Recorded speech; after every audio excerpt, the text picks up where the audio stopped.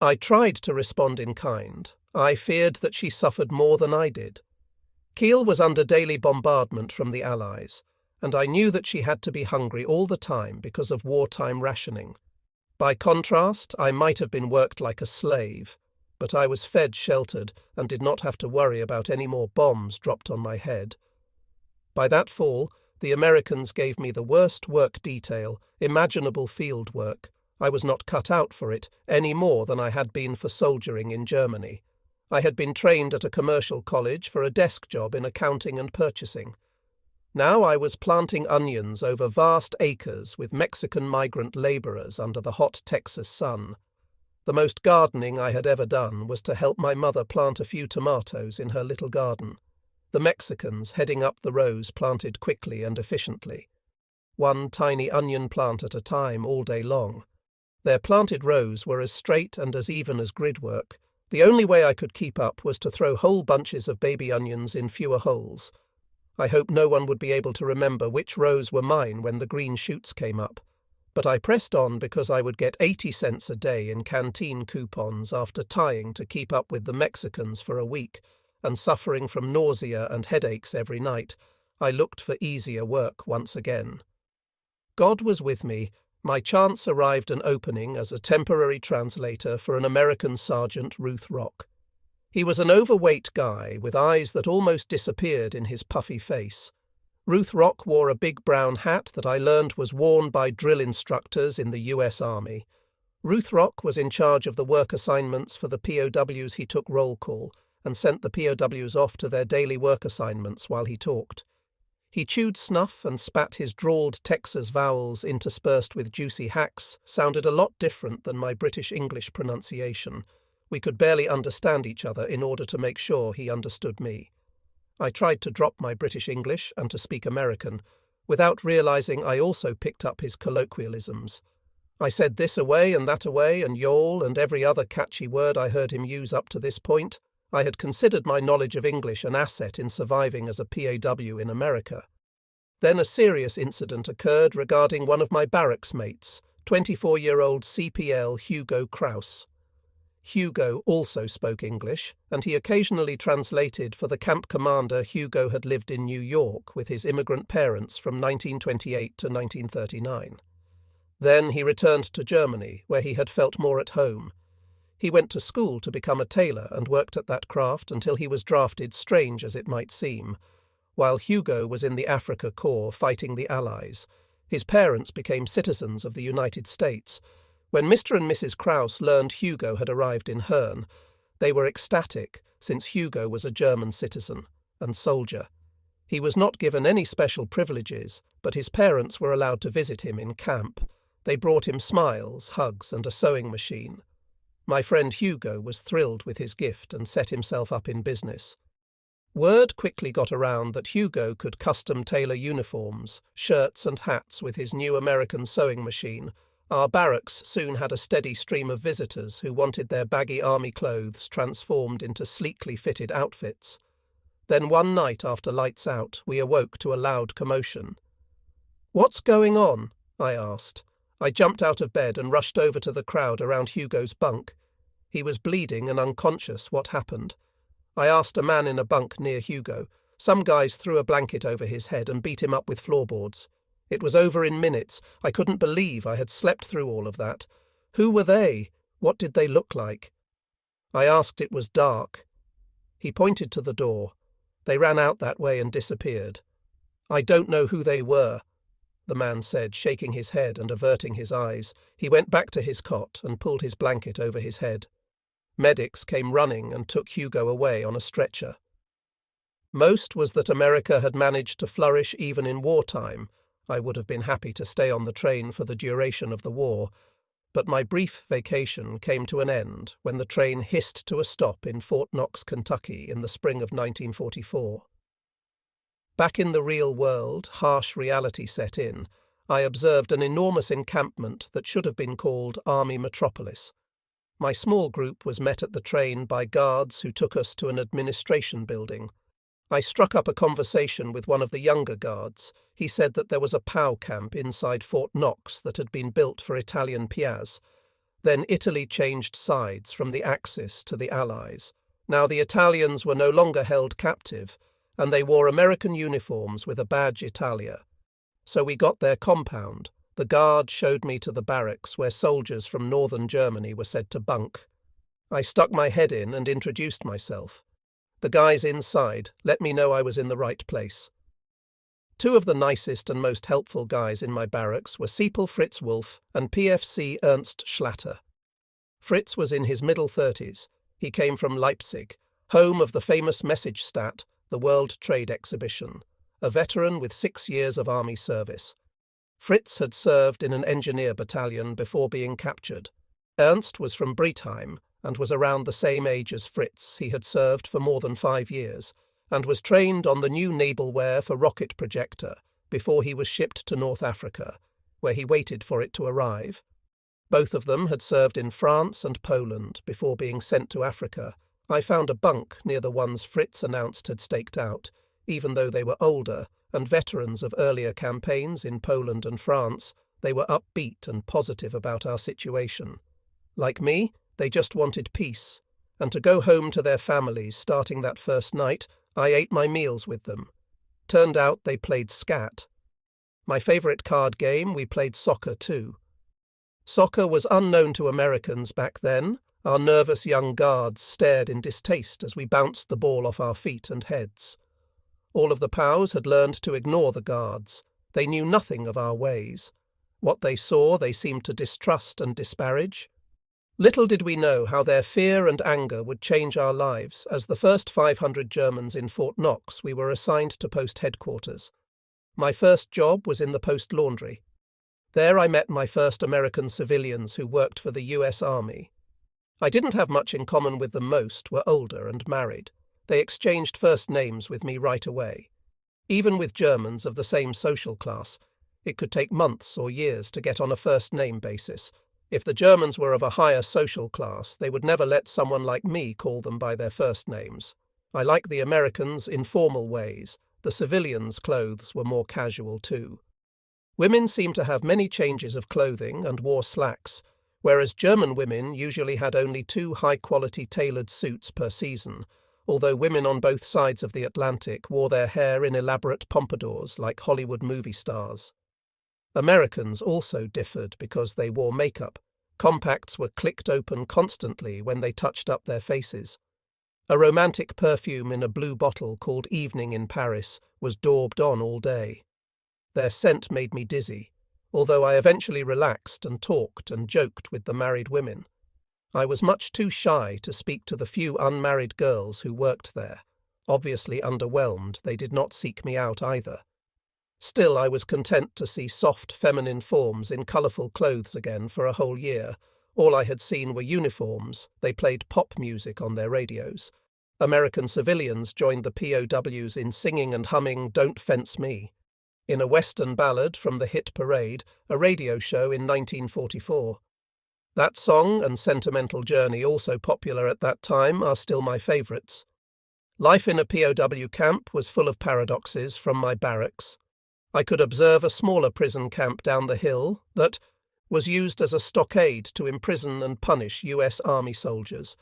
They wore the same uniform as ours, with a big P on the back and little blue hats. They came into our compound under heavy guard every day to empty our garbage. That certainly told them where they stood.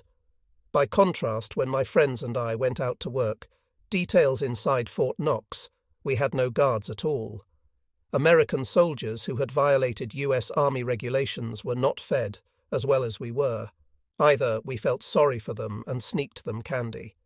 Sometimes the American prisoners were soon transferred elsewhere, and their old camp became a branch camp to ours, except for occasional lapses into a little mischief like giving away candy bars. We followed the rules, kept to the schedules, and felt pretty secure. Camp life settled into a routine before long, Fritz Ernst and pretty secure. We needed Tiger Mootlish Kite and formed a gentleman's club. We saved raisins from the mess hall to make our own wine by fermenting raisins, yeast and water in a gallon jar with holes in the top. A rather potent wine resulted to raise our spirits. We served each other our homemade spirits with encouraging toasts to the future. Unfortunately, the calm did not last after the Allied invasion of Normandy in June 1944. Large contingents of POWs began to arrive in the United States. Many ended up at Fort Knox. A lot of them were die-hard Nazis, worse than that German Waffen. SS Hitler's special forces captured in France arrived too. The SS were always ready to instigate a fight over allegiance with no holds barred. All anyone talked about was Hitler, the Nazis, and the outcome of the war arguments and fights were common life. Inside the camp suddenly became hazardous to men like me who wanted nothing but peace and to go home to help our families. Other newly arrived soldiers brought both of them had served in France and Poland before being sent to Africa. I found a bunk near the ones Fritz and Ernst had staked out, even though they were older, and veterans of earlier campaigns in Poland and France, they were upbeat and positive about our situation. Like me, they just wanted peace, and to go home to their families. Starting that first night, I ate my meals with them. Turned out they played scat, my favourite card game. We played soccer too.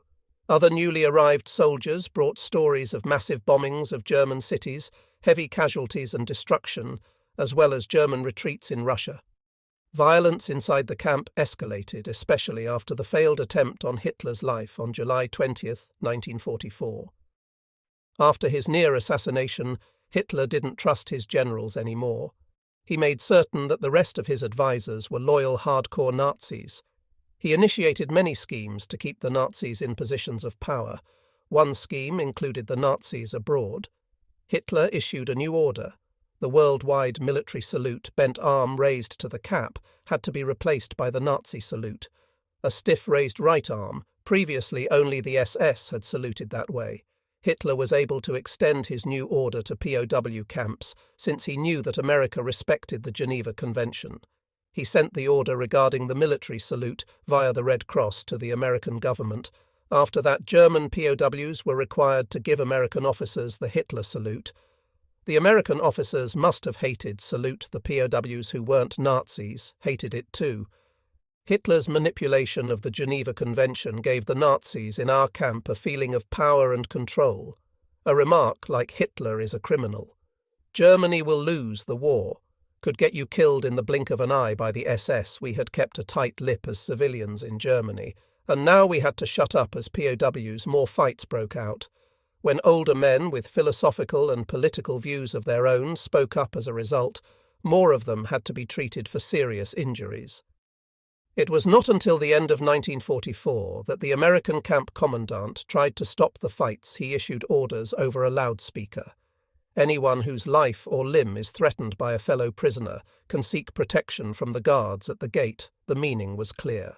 The Americans finally realized they could no longer depend on the German NCOs to control the POWs, who in turn had to face the same grim realization: the NCOs were not nearly as powerful as the SS. Yet the internal administration of POW camps stayed in the hands of German NCOs better educated and more experienced in leadership. The logical choice should have been the German officers, but Geneva Convention rules prohibited them from performing this duty. The convention made it obligatory for the US Army Camp Administration to have the POWs appoint a representative or spokesman to deal with them. We were never asked to nominate candidates for this position or to vote on who should represent us before we even had time to offer a candidate of our choice. An aggressive, politically savvy POW wormed his way into the position of German camp spokesman. Although the Americans were unaware of it, that particular NCO was popular among like-thinking POWs for his stance on militarism and loyalty to Hitler, despite this turn of events after the American camp commander asserted his control. Camp life settled down again. He saw to it that more time for recreation was offered. This gave militant power you something to think about other than politics and war. Even enlisted men like myself were given more time for entertainment. Soccer players held championship games that were well-attended space for a theatre, attracted actors and gave them the opportunity to hone their skills to entertain the rest of us. Some of the men impersonated women and took those roles in musical shows. We laughed until our sides hurt as guys. We knew put everything they had into a performance for our benefit. Once a week we got to see movies. We liked the Hollywood presentations far more than the German ones. A small library with books that had been banned in Germany was open to us too. For the first time I was able to read books by Jewish authors and anti-Nazi writers and thinkers, such as Mann and Nietzsche. Hitler had suppressed religion, Jewish and Christian alike. In the camp, the SS and other Nazis viewed religion as an anti-Nazi activity. But that didn't stop me from going to the chapel. My friends started coming with whiteout, hot sick. Souls began to heal when we were given a place to practice our faith together. Catholic and Lutheran POW chaplains conducted religious services on Sunday mornings for me, and I'm sure for others this was a spiritual link to our families. While we were in our sanctuary, we could bow our heads and pray for the health and safety of those we had left behind. Together we prayed for continued strength and courage to cope with our imprisonment. The chaplains advised us to stay busy by working and to not think too much. The work part was easy, since all enlisted men were required to work at full-time jobs at Fort Knox in August of 1944. I was given a job in an excellent, practically 4-star kitchen. This was the kitchen of the headquarters unit, which had a professional German restaurant chef and a professional German pastry chef. I hadn't seen meals like these in years. I translated for the mess Sergeant Plus washed dishes and peeled potatoes. Since I dined like an officer, I was as satisfied with my job as I could be under the circumstances. One day I cut myself as I was peeling vegetables. The cut was deep and bled so much that the chef sent me to a young German medic well groomed. Handsome, with brown hair and blue eyes. Wolfgang was about 7 years older than I was a medical student prior to being drafted. His social class was above my own, yet he took a long time to clean, stitch and bandage my wound as he conversed with me in an unusually familiar way. "So I know what kind of music do you like personally?" "I like Wagner very much," Wolfgang said as he moved behind me and began to lightly massage my back and to gently press against. "Lightly massage? Haven't had much time to think about classical music," I said as I squirmed away. I became uncomfortable and turned around. He took my hand. "You know, hey, no, I'm in charge here. I can get you off work any time you like." Wolfgang looked at me strangely and said, "All you have to do is to complain about a back pain, and then you just come straight to me as to race out the door." Reeling in confusion, if Wolfgang was a homosexual, how had he escaped being persecuted in Germany? Gays were sent to concentration camps. Could it be he was so lonely for a woman that my soft boyishness was better than nothing? I never understood the full situation or what Wolfgang was feeling because I never went back when my wound looked like it had healed. I pulled out the stitches myself in prison camp, became a running series of stunning events. I had no idea. One sunny Sunday morning, November 5th, 1944, when I left for work, that the rest of the camp would be turned out to search for the Nazi culprits who were severely beating our fellow pals. The American camp commander was determined to find the Nazi brutes. The Nazis had been so swift in their attacks and so cruel to informers that they had been impossible to catch my fellow kitchen helpers, and I were unaware of the surprise roll call that took place while we were at work when I returned with some of my buddies from kitchen duty that afternoon. We were making jokes, not realizing what had occurred.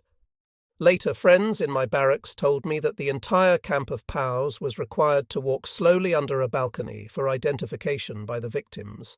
Unfortunately, they were unable to identify anyone. Then they told me the worst news in the confusion: an American guard had shot to death. My good friends, Ernst Schlotter and Friedrich Wolf.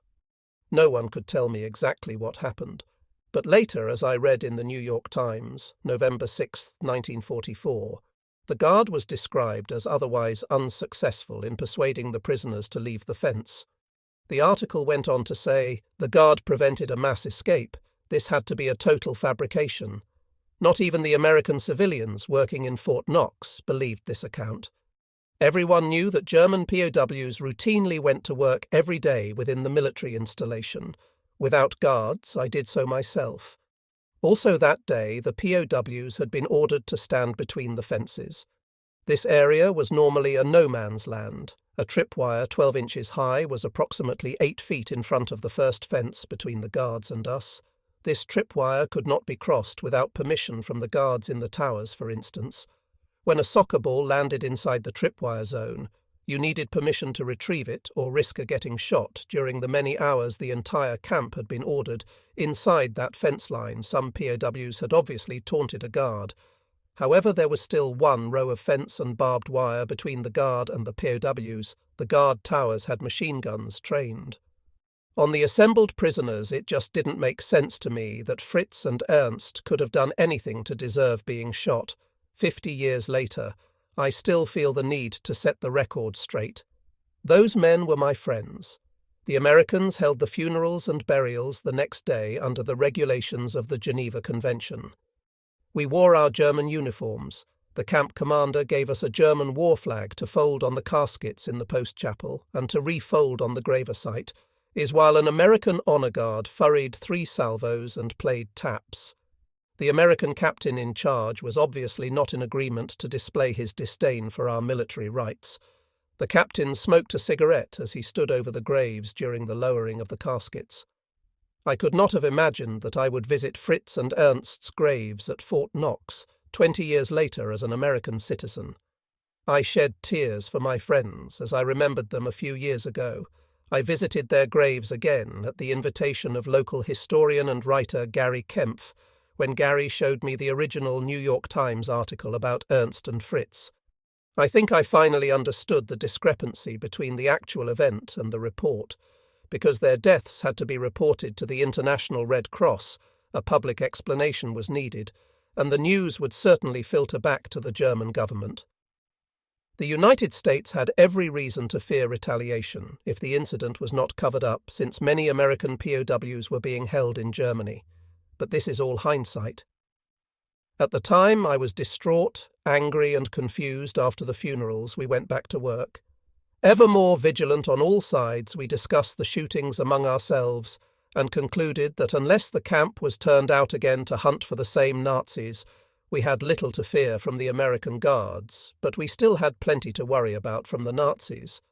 In fact, we were so cautious that none of the English speakers in camp wanted to be the first to break the news from the New York Times. When Hitler knew that Soviet forces were closing in on him, he married his mistress Eva Braun before committing suicide in his bunker under the Reichschancellery in Berlin. He told his aide that he didn't want to be taken prisoner. Hitler's last act marked him as a truly evil man. He cut short his life to be remembered for what he perceived as the good he had done for Germany. He killed himself so that he could not be confronted by his failures. Back then, I sat on my bunk and felt my lip curl as I whispered as loud as I dared. He didn't want to be taken prisoner. He couldn't face failure. What about us? But I didn't speculate openly about the significance of this event. I could only hope that Hitler's death would bring the war to a quick conclusion. I crushed the newspaper into a little ball, stamped on it a few times, and threw it in the trash. Finally, on May 11th, 1945, the entire camp was called from our work details to an assembly. The American camp commandant announced, "Hitler is dead, and Germany has surrendered. You are no longer bound by the oath you took to Hitler. Keep up the good discipline you have shown here, and keep up the good work on your jobs." He validated the truth of this earth-shaking news and assured us of our security at Fort Knox. At the same time, the commandant went on to explain there had been reports of shooting and killing by drunken American guards in some of the POW. "We're both incarcerated. What can he possibly do to me 3 days after the newsletter was circulated?" I found out the hard way when I turned up for duty. The sergeant told me I was no longer needed. The camp spokesman had been able to pull strings to oust me from my cushy kitchen job. I was told to report to post engineers for a road-building detail. The sergeant also told me that I had also been booted out of my barrack and transferred to the branch camp. We could see down the hill. I immediately knew what was up. That building housed the Axis POWs captured in France and Nazi elements. They had congregated there almost as quickly as they had arrived in 2 swift strokes. The camp spokesman had made my life go kaput. He tore me from the camaraderie of my fellow Northern Germans, the companionship of friendly kitchen helpers, and my pick of the best food served in the officers' mess. Now I was sent to bunk in the old branch camp populated by young SS and members of the Russian Vlasov Brigade. Once again, I walked a mental tightrope, watching every move I made and every word I said. My only hope was to contact the American intelligence officer. Where was he when I needed him? Probably chowing down in my former place of employment, when I finally reached him and apprised him of the fact that I spoke terrific English and could be more useful elsewhere. It didn't change a thing. I knew that the Russians who hauled rocks were former members of the Red Army, and much tougher than I. They had survived being taken prisoner by German forces and had been badly treated and ill-fed by them. I gleaned from the stories they told that one of their officers was a former Soviet General Vlasov. After his capture by the Axis, high-level German authorities persuaded him to form an anti-communist Russian army under German command. General Vlasov agreed to the proposal with the stipulation that the new army unit would not be pitted against their former comrades on the Russian front, so they were sent to fight the Western Allies in France. Americans captured them this time at the end of the war. The Soviets demanded the return of the Red Army POWs. This most certainly led to their deaths or life imprisonment at more hard labour. I groaned inwardly at the thought. Hard labour braced for more drudgery. I holed myself over to post engineers to see where I'd been assigned when I walked into the building. I asked someone for directions in English. That's when I met Mr. Ashley with a big smile. He bounced out of his open office door to talk to me, assuming, as I soon found out, that I was the bilingual German he had requested.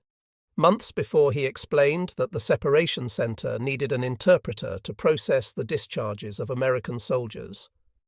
Why on earth would a German interpreter be needed for American soldier discharges? This became clear a little later. "You're hired," Mr. Ashley said. "You can start right now." "Thank you. I'm ready," I said, trying not to show how relieved I felt. I didn't understand what the job was yet, but I was willing to give it everything I had. I wanted to be certain that if Mr. Ashley ever discovered his error, he would keep me anyway. What I soon learned was that Fort Knox had established a large separation centre for returning American GIS who served enough time overseas to be discharged. I was goggle-eyed to see that German POWs ran the complete American Army discharge process, the POWs, conducted medical tests, and even passed out the new Eisenhower jackets with the discharge igloo. This was why an interpreter was needed, a keenly middle-aged civilian. Mr. H.G. Null supervised all the German POWs working in the centre. He turned out to be the best boss I had ever had. Mr. Null was a gregarious, happy fellow, since I was his only employee who spoke English. He had friendly conversations with me and joked and laughed about the workings of the camp he gave me. The English name of Henry. After a few days he said, "I trust you, Henry," and handed me the keys to his jeep. He wanted me to take over the supervision of all the work details posted throughout Fort Knox. Although I had never driven a jeep or even driven on a real road, I accepted the keys while trying to figure out how I could practice before my first day as a work detail supervisor. The next few hours were a mad scramble to find a German POW who knew how to drive a jeep. My POW Grapevine turned up.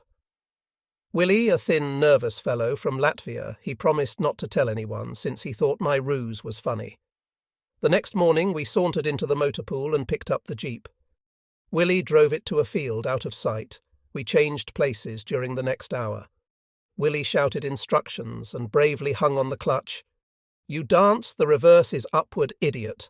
Stop, for God's sake." I ground gears, knocked over trees and flattened posts, frantically trying to learn how to shift and back up, until Willie thought I was good enough to drive without him. No one ever knew that I had only a 1-hour driving lesson when I dropped Willie off at his work detail. He gave me a funny little salute and a crooked grin as I lurched off to my first post-shooting gravel fore and aft. From then on, Mr. Knoll usually worked in the office while I picked up the jeep from the motor pool and drove out to each post. After making certain that everyone was busy on his assignment, I signed the work slips for Mr. Knoll by giving me freedom within the large military reservation. He helped me feel like a human being again. I had complete freedom inside the fort. Still, the barbed wire, just the sight of it made me sick on the plus side. I discovered every nook and cranny in Fort Knox, including the WAC Women's Army Corps mess hall. Pure luck got me in the door. The coat rack in Mr. Knowles' office usually held Army field jackets and shirts left behind by US Army personnel. When the weather suddenly changed, the garments came in handy for me when the weather grew chilly. Plus, I noticed that everyone was a lot friendlier when I wore these shirts and jackets. The WACs even waved to me as I drove by their mess hall. This encouraged me to go inside and try to get served no problem. The mess hall staff treated me like any other GI. No questions asked. Lunch hour became the best part of my day. I could sit down, relax, eat good food, and watch the girls go by. Mr. Knoll, being a civilian, always brought a black metal lunchbox with a matching thermos to his office. Before I ensconced myself in the WAC mess hall, I had seen him eating dried-up American-style sandwiches made of bologna on white rubbery bread. He washed it down with lukewarm coffee. I felt sorry for him, since he was so nice to me. I decided to share my bounty with him. He was eager to try it out, and wondered why he had never thought of it himself yet. When I took him inside, we were immediately questioned and thrown. Out come to find out civilians were not allowed, since they also figured out who I was. It was my last visit with the WACs on the way back to the jeep. Mr. Null slapped me on the back and said, "Henry, you are one crazy guy." He apparently thought the whole scene hilarious. I guess that being a civilian, he never worried about all the army rules and regulations, which is why he was always so easygoing with me. "Now we'll go back to the office and share my lunch. Got any change for a couple candy bars?" he said, laughing. I had just lost my one perk, and he was trying to cheer me up with a candy bar. I never forgot Mr. Knoll and all the favours he did for me. About 20 years later, my wife Jean and 2 of our sons looked up dear old Mr. Knoll when we visited Fort Knox the minute we drove up to his house, and he spotted me. He exclaimed, "Henry, I'm so glad to see you." He had been a wonderful boss, a relationship made even more special because we were able to quickly overcome national prejudices and get on with living. Mr. Null treated me like any other employee. He even assigned me a desk. The aged janitor, an elderly black man named Jimmy, called me Massa. To my surprise, does he mean master? I wondered if so he has no clue that I'm just an average guy back home. All I knew about were the racial and class distinctions in Germany. My racial indoctrination there had not included blacks. I was totally unaware of the extent of racial divisions in America in those days, and I was curious about what men of other colours were like. We had been indoctrinated in order to instill the superiority of the Northern German Nordic race and the Southern German generic race. True scientific racial classifications, such as Negro-Mongolian and Caucasian, were not taught, since this would have confused Nazi hierarchy. We were instructed instead on how to identify and to regard our inferiors, some of whom were also Caucasian slaves and Jews. For example, gypsies and all other races came under an inferior heading. Blacks were never mentioned, since none were living in German-held territories at that time. Although my family was middle-class and Nordic, we were not privileged and didn't feel superior. It was understood from birth that neither my sister nor I would get an advanced education. We would always be middle-class. To my astonishment, Jimmy cleaned the ashtray for me, of all people, a lowly private and a former enemy. Jimmy didn't seem to mind if he was hoping for social change. He didn't let on. Our lives as PWS didn't change either, even though the war was over, the worst thing about us having lost. The war was not our reduced food rations in 1945. They were still better than what we ever had in the German army. It was the lack of letters. Right after the end of the war, we were given a card with the inscription, "A former member of the defeated German armed forces is searching for his next of kin." Refusal to sign led to an automatic prohibition to send or receive mail. Men stood around reading and rereading the card, trying to decide what to do. "I'm not a Nazi, but I'm not signing this. It's an insult." I blurted out. Looking back, I see that I was still somewhat indoctrinated and way too impulsive for my own good. "Yeah, the kid is right," I heard guys around me saying along with some of my buddies. I tore up my card in a show of disgust. I did not learn anything more about the fate of my mother, Fader sister or uncle for more than a year. I was worried about my family since my hometown was a major seaport with a naval base, submariner basic shipyard, and the Walther Rocket Company, which built rocket engines for various Air Force fighter planes, such as the NE-163 Comet jet. The city had been bombed since 1939. I knew from POWs arriving from France and from American newspapers that my city had been the recent target of massive air raids. What would I find when I got home about a year after the Quart d'Affaire spring of 1946? The Americans called an assembly for an important announcement. Finally, we heard what we've been longing to hear. "You can go home, boys." I ran back to my old barracks laughing, singing, whistling, dancing up and down and making music with anything that made a tune.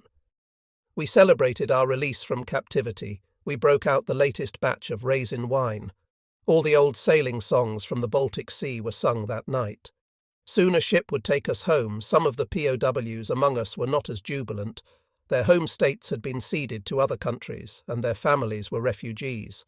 One of them was Walter Breitkopf, who hailed from Silesia. His home had suddenly come under Polish domain, and he couldn't go back to make matters worse. He had spent many worrisome months tracing the whereabouts of his mother and sister who had fled as refugees. Fortunately, the Red Cross found them. They were safe in my hometown. Walter located my barrack and became a good friend later on. I helped him get settled in Kiel, and he helped me when I immigrated. Hopes and dreams of seeing our families again were finally coming true. We started saving our money to buy them gifts. What should I buy for my mother that will really be useful? I went around asking older men. Then we would launch into long conversations about who we wanted to see first, what we would do first, and even what stories we wanted to tell first, and we finally let ourselves think out loud about German girls. "I know just the kind of girl I want," someone would say, and then he would go on and on about a girl. He remembered her hair, her eyes, and her figure. "They're waiting for us boys." The older ones would say they haven't seen men like us for ages. The banter and the excitement went on and on. Many of us were kids when we left home.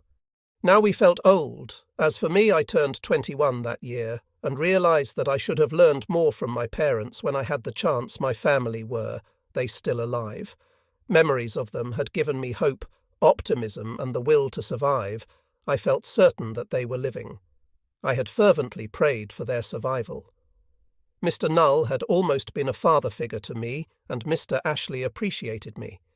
But I had to get home to help my parents, my uncle Hanny and my sister Erica. Luckily, I was with the first group to leave. Yet one day, Mr. Ashley, with a worried frown, drew me aside. "Henry, you don't have to leave right away if you don't want to. You're a good man. We need you here. You know, we don't have enough interpreters." "Mr. Ashley," I said, "I can't wait any longer. It can't be soon enough for me." I told Mr. Knoll the same thing that put an end to the matter. An edict that went immediately into effect was mandatory attendance at Allied documentary films about the Nazi atrocities in the concentration camps in Poland. The Allies wanted to make certain that every German soldier knew exactly what went on during Hitler's regime. Reactions to the films were mixed.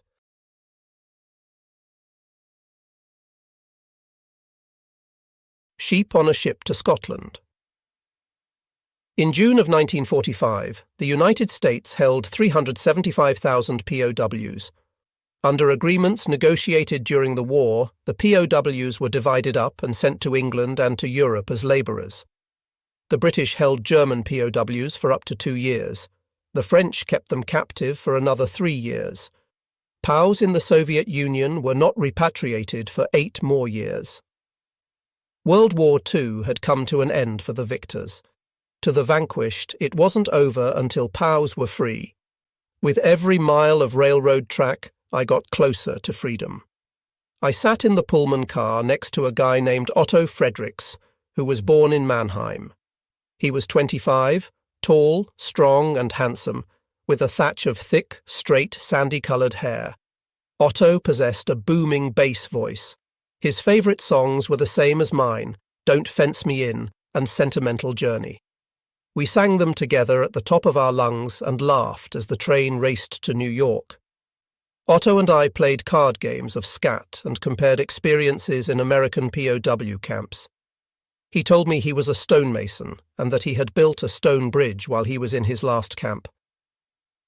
I built that bridge to last for a century. I hope someday I'll come back to see it, Otto said. That gave me pause. I couldn't think that far into the future. He wanted to come back to visit someday, and we weren't even home yet. Otto was more mature than I in other ways. I thought he was obsessed with the idea of finding the right woman to love. His green eyes grew brighter when he talked about it. If I can have a job, my own apartment, a wife, and a child, I'll be perfectly happy, Otto said. He was a warm, outgoing type, and his disclosure struck a resonating chord in me. That's all I really want too, I blurted out. We jumped off the train when it halted in Fort Dix. I sniffed the air with gladness. Can you smell the sea? The Baltic Sea permeated my earliest childhood recollections. It made me relive wonderful memories. Harbours, beaches, boats and ships surrounded my hometown. I could recognise many types of seagoing vessels and identify their flags. A flood of fond memories washed over me like waves washing over a beach. I grinned from ear to ear. Did you hear when the ship is casting off? I asked Otto. He didn't share my enthusiasm. I'm not in any rush. I was so seasick, I couldn't eat anything on the 2-week trip to America. Man, I sure hope it doesn't happen again, but I bet it will. We waited to board the ship that would take us home. I felt happy, jittery, excited. I looked around at my fellow POWs. Most were a few years older than I was. I envied how they kept their emotions in check. Now that we were nearly free, they seemed to be bracing themselves for the sea voyage and what they would find at home. I heard them express heart-rending worries. Even though they had been forced by the German government to go to war and leave their wives and children behind, they felt a deep sense of responsibility for them. I prayed that my mother, sister and father still survived. The wait in Fort Dix drove me crazy, and I, in turn, drove my fellow PRWs nuts with my pesky questions. Did you hear when we're leaving yet? I hung around the entrance of our enclosure. I wanted to be the first one on the troop truck that would deliver us to the wharf. Eventually, the trucks arrived and dropped us off at a pier. The ocean at last. My heart beat triple time when I laid eyes on ships rocking at their moorings. I noticed a troop transport being loaded. It had to be our ship. This is a big improvement, Otto, I shouted with glee.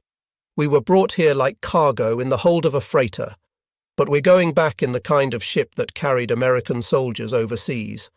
Our boys will have a cabin this time, Otto, with berths and bathrooms and a mess hall. At least we'll travel like men instead of like rats in a hold, Otto said with a grimace.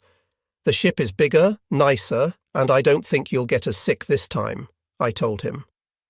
I could see an American officer stride up to call us to attention. With an interpreter at his side, he told us the rules for prisoners on the ship. At the end of his instructions, he said, "Good luck, men. Your lives since you were captured have not been easy. Your lives in Germany will be even harder. Your country is worse off than when you left. But I wish you the best. I expect you will land in Hamburg or Bremerhaven." He gave us the signal to board, and I shouldered my heavy duffel bag and ran up the gangplank so fast that I left everyone behind. I stood at the top of the gangplank and greeted our guys with a big grin, a formal German bow, and words of welcome as they came aboard. Soon after the last man reached the deck, we cast off. Otto looked up at seagulls wheeling overhead and asked, "Did the officer say that our trip would take 10 to 12 days? I thought it would be shorter this time because we won't have to be on a zigzag course to avoid submarines." "Yeah, 10 days sounds about right, but if we have bad weather it'll take at least 12 days. Otto shuddered. By evening he started feeling queasy and went below. He lay flat on his bunk unless the sea was calm. I stayed topside as much as possible. The cool salt air exhilarated me. As I stood at the rail, I noticed a tall, slender fellow sketching the ship. I went over to take a closer look and made his acquaintance.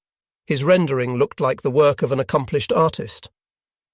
"That's very good. What kind of work did you do in Germany?" I asked. "I was a draftsman. I really wanted to be an architect. Do you want to see the others?" He flipped through the pages. Scenes from the Afrika Korps during rest breaks and the inevitable battle scenes came to life in his sketchbook. He introduced himself. "I'm Werner Anderson. I'm from Hamburg." I was overjoyed. Hamburg, a large city on the Baltic Sea, was close to my hometown. I knew that sophisticated city very well. In pre-war days, my family had visited our Hamburg relatives there a lot. Werner's tall, slender stature, dark blonde hair, and blue eyes were typical of my people. He was a quiet, reflective type who, unlike me, thought carefully before he spoke. Nevertheless, we shared the excitement of the open sea. We were as happy as passengers on a pleasure cruise. Werner and I hung over the rail and scanned the horizon for changes in the weather, identified passing ships and the flags they flew. The blues and greys of the sea were a soothing change from the brown monotony of the camps. We could tell we were getting close to home by the familiar types of seaweed and jellyfish that floated by. We could almost taste our local delicacies, smoked eel and herring. As night darkened the waters, we told and retold jokes from the German lowlands and sang sailors' songs from the Baltic Sea.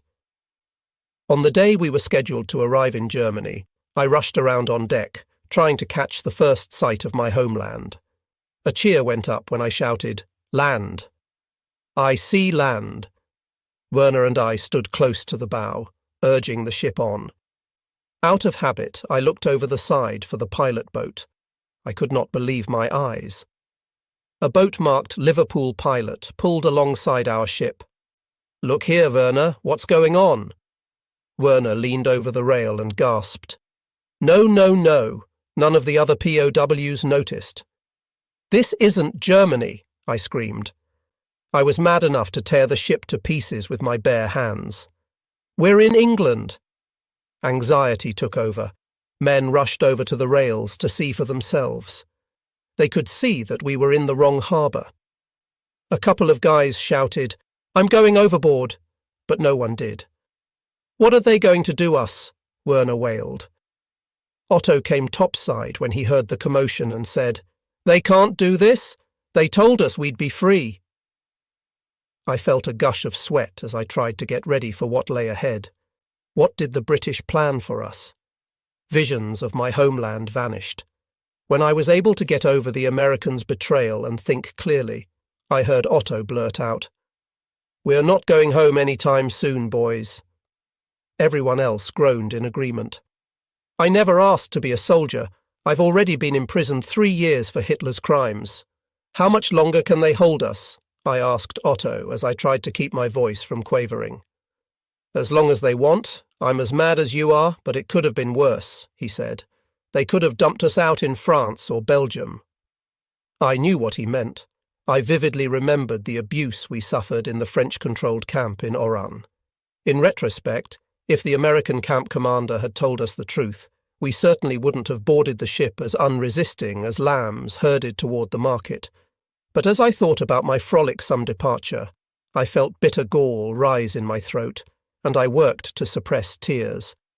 I caught a glimpse of Werner huddled by the lifeboats.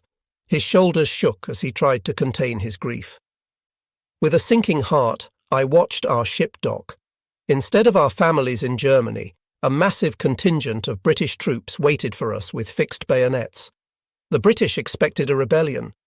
They were fully prepared to control hundreds of unruly prisoners. Instead, by the time we disembarked, we had accepted the inevitable. We were still the same obedient, cooperative robots. Otto shouted, "They may have beaten our country, but we are still honourable men. Show them that we still have courage. Bear up.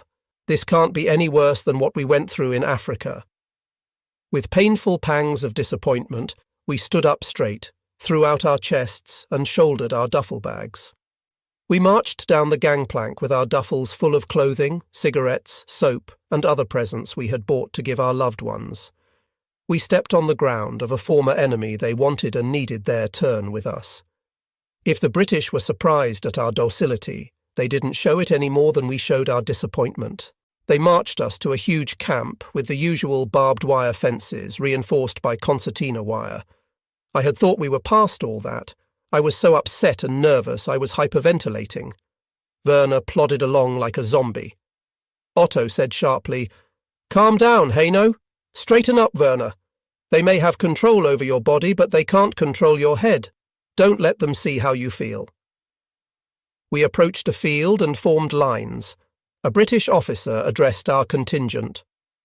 "You will be sent to small work camps to help our farmers. Our manpower is still on the continent, in Asia, and in the colonies. Many were killed in battle. You will be paid by the day when you work here." I translated this for the guys. I heard the men muttering. "Chicken and cow manure. This is how we're finally degraded," Otto said. "I don't know what to think," whispered Werner, swallowing hard. "This isn't home, but they aren't going to kill us." "I never thought that," I whispered back through gritted teeth. "I just didn't know how they would use us. I hate to wait, and I hate surprises," I said. "But that's all I've gotten since I was drafted. Endless waiting and nasty surprises." While we were still assembled, the officer warned us, "Your belongings will be confiscated if you try to barter or sell anything." Our bulging duffel bags must have caused quite an impression. His instructions at an end, the officer spun on his heel and quickly walked away. I translated all the bad news to the guys around me. "How long do we have to stay here?" Werner asked. He was still in a struggle with his emotions. I tried to look nonchalant and shrugged. He didn't give me a chance to ask. The stern officer had given no clue as to how many years we would be held captive. Expressionless British soldiers pointed us toward a building where the familiar processing of prisoners began. The place was bare. Otto, Werner, and I lined up. They assigned us new registration numbers. I tried to make my friends laugh by saying, "Now, where the heck is the supply sergeant? I want sheets, towels, and a clean uniform on the double." Otto chimed in. "Yes, where's our duffel bag of new clothes?" We could see a guy at the end of the line with stacks of folded cloth. He handed each of us 2 coarse canvas bags in army brown. "What's this for?" I asked a guard. "The big bag is for your mattress, laddie, and the wee one is for your pillow." I stared at the brown canvas stupidly. He pointed toward the door. "Now be good lads and take them outside to that pile of straw and fill them up." He said it all in the broadest of Scottish accents. I had to perk up my ears to understand enough to translate for the guys around me. They looked at me piteously. We shuffled outside and started filling up our bags. Otto looked down at his straw-filled pillow and said, "I'll bet this is what their jailbirds sleep on." I filled mine up as fast as I could. It was going to be uncomfortable no matter what I did. Otto hurried too, but he rammed twice as much straw into his bags and levelled them off in smooth rectangles. Werner took his time, picking out the softest stalks for stuffing. A guard posted by the straw pile motioned us toward our new barracks. When we got inside, another guard pointed out what we should do. The bags were to be thrown on top of wooden frames held together by steel bands. To lie on one of these hard, lumpy, bristly things was not much better than sleeping in a hayfield. We were given 1 blanket for the chilly climate. "I hate being cold. I'll have to sleep in my overcoat."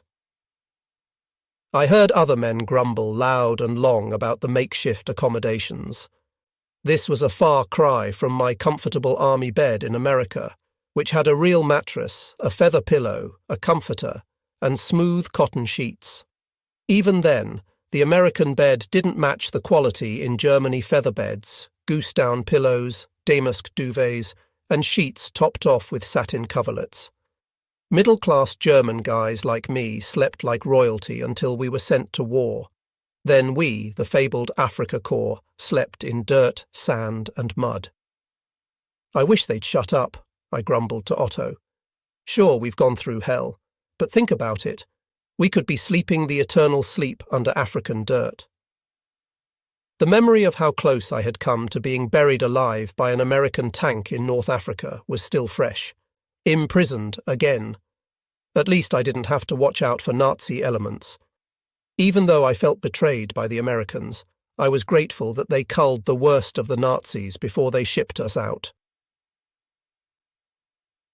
The POWs I met on the ship to Scotland were mostly politically uninvolved young men like myself, who had never voted and just wanted freedom. I secretly hoped that America would keep the Nazi criminals imprisoned for as long as they lived. America, how I missed it. I had carved a little niche there. I liked the breezy informality of Americans so much that I had started acting that way too. Americans were much friendlier than British or Germans. They had no equivalent for the formal sigh and rarely addressed anyone by title. Now I had to adjust to discomfort and to a culture as formal as that of Germany. In 2 years at Fort Knox, I had made a lot of American friends. I missed kidding around with the civilian workers and the supervisors at Post Engineers. I fondly remembered Mr. Ashley, who accidentally hired me and tried to talk me out of leaving so early. Perhaps he knew what was up. I missed seeing Mr. Knoll, my boss, and I missed joking with Brian, a corporal at the motor pool, who told me when I left that I learned to drive just like an American with one arm hanging out the window. Imprisonment in Great Britain was a drastic change, yet we had no choice but to make the best of it. Quonset huts on concrete platforms were our new homes. Sharp odours of coal and straw filled the air. A small stove was located in the centre. Although we were always cold in that rainy, chilly climate, we were not allowed to light a fire until late afternoon. The heating material was mainly coal dust. We hovered around the stove. "I'm hot in the front and cold in the back," I moaned, until I turned around, warmed up my back, and my front got cold. The food was miserable compared to the US rations, even in 1945. In the morning, we had a bowl of watery oatmeal, at noon a thick slice of bread with cheese and a cup of tea, and at night a bowl of thin soup. "What did I tell you, Haino? They make us sleep like jailbirds, and they feed us like jailbirds," Otto said. "Prison fare, all right." I tried to figure out why. This must be a non-working camp, and we're getting non-workers' rations. I was hungry all the time. I scavenged garbage cans for potato peels. I ate them raw. I even bought rabbit snares from a Scotsman and used them to catch rabbits. My super-high energy burned up calories faster than the rest of the guys, it seemed. Even though I had never cooked anything in my life, I figured out how to roast the hares. I was preoccupied with food. When we began to get newspapers, we learned that the British food supply was much better and more ample than the food in occupied Germany. "How can our families survive on less than this?" I asked Otto. Otto shrugged and looked down, saying, "I hope mine sell or trade everything I own to buy enough food." I nodded in agreement. Possessions don't mean anything to me anymore either. When I was still a kid, a bomb destroyed half of our apartment and damaged the rest, but at least none of us was hurt. Werner added thoughtfully, "We had a close call when I was a kid. A bomb hit our building and forced me to see really quick the difference between important and unimportant. Mother and I had to dig our way out of our cellar. We were almost buried alive by the debris that fell on top of us." Idleness made us worry about our kinfolk more than ever. We were ready and willing when the British got organised and sent us to work camps in the countryside. 30 of us at a time were carted off in lorries. My first work camp, Stranraer, tugged at my heartstrings. I could hear, see and smell the Irish Sea. I was closer to home than I had been in years. My new camp consisted of a few Quonset huts surrounded by a mere 4-foot-high barbed wire fence. A British sergeant and a private slept in our camp at night as guards. Later, I was held in many other small camps in the Scottish lowlands, at Newton Stewart, Dumfries and Kilmarnock. I saw the towns of Ayr, Castle Douglas, Cumnock, Drummore, Kirkcudbright, Stewarton and Wigtown. I even got to the beach near Glasgow. During my captivity, I worked on 10 different farms. When we got paid, I figured out the rate of exchange in pounds and shillings. By then, I didn't expect much. Our pay was much less than in the United States. There we had earned enough for a few candy bars and soft drinks each day at the canteen. Our camp spokesman in Texas told us that the Americans uniformed us and paid us the same as their own soldiers.